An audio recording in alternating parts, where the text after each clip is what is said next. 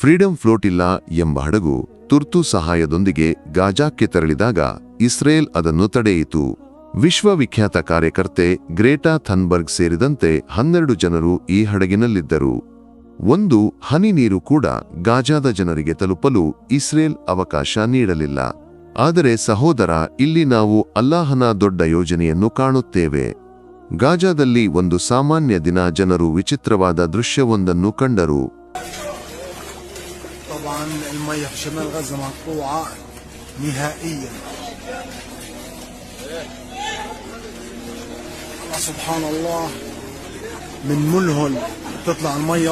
ಒಂದು ಒಳಚರಂಡಿ ಕೊಳವೆಯಿಂದ ಒಂದು ಒಳಚರಂಡಿ ಕೊಳವೆಯಿಂದ ಶುದ್ಧವಾದ ಸ್ವಚ್ಛವಾದ ನೀರು ಹರಿಯುತ್ತಿತ್ತು.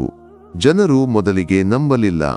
ಅವರು ಓಡಿ ಹೋಗಿ ಕಣ್ಣುಗಳನ್ನು ತೆರೆದು ಈ ಅದ್ಭುತವನ್ನು ಕಂಡರು.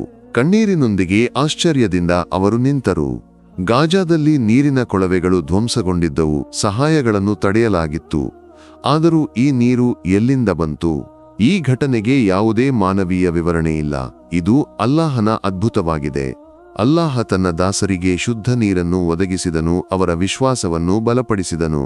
ಪವಿತ್ರ ಕುರಾನ್ನಲ್ಲಿ ಅಲ್ಲಾಹ ಹೇಳುತ್ತಾನೆ, ನಿಶ್ಚಿತವಾಗಿಯೂ ಅಲ್ಲಾಹನಿಗೆ ಎಲ್ಲವನ್ನೂ ಮಾಡಲು ಸಾಧ್ಯ. ಈ ನೀರು ಕೇವಲ ನೀರು ಮಾತ್ರವಲ್ಲ ಸಹೋದರ, ಇದು ಗಾಜಾದ ಜನರಿಗೆ ಆಶಾಕಿರಣ, ವಿಶ್ವಾಸ, ಅಲ್ಲಾಹನ ಆಶೀರ್ವಾದವಾಗಿದೆ. ಈ ಅದ್ಭುತವು ಗಾಜಾದಲ್ಲಿ ಮಾತ್ರವಲ್ಲ, ವಿಶ್ವದಾದ್ಯಂತ ಹರಡಿತು. ಪ್ರತಿಯೊಬ್ಬ ವಿಶ್ವಾಸಿಯ ಹೃದಯದಲ್ಲೂ ಇದು ತಲುಪಿತು. ಇದು ನಮಗೆ ಜ್ಞಾಪಿಸುತ್ತದೆ, ಇಡೀ ಜಗತ್ತು ನಿನ್ನನ್ನು ಕೈಬಿಟ್ಟರೂ ಅಲ್ಲಾಹ ಎಂದಿಗೂ ಕೈಬಿಡುವುದಿಲ್ಲ. ಮೂಸಾ ಅಲೈಹಿಸ್ಸಲಾಂಗಾಗಿ ಸಮುದ್ರವನ್ನು ಒಡೆದವನು ಗಾಜಾದ ಜನರಿಗಾಗಿ ಕಾಂಕ್ರೀಟ್ನಿಂದ ನೀರನ್ನು ಹೊರಹೊಮ್ಮಿಸಿದನು.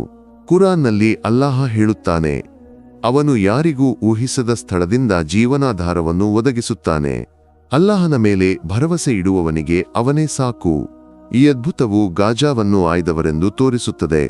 ಶತ್ರುಗಳು ಈಗ ಗೆಲ್ಲುತ್ತಿರುವಂತೆ ಕಾಣಬಹುದು, ಆದರೆ ಕೊನೆಯಲ್ಲಿ ಜಯವಿಶ್ವಾಸಿಗಳದ್ದಾಗಿರುತ್ತದೆ, ಏಕೆಂದರೆ ಅವರ ಬಳಿ ಅಲ್ಲಾಹ ಇದ್ದಾನೆ.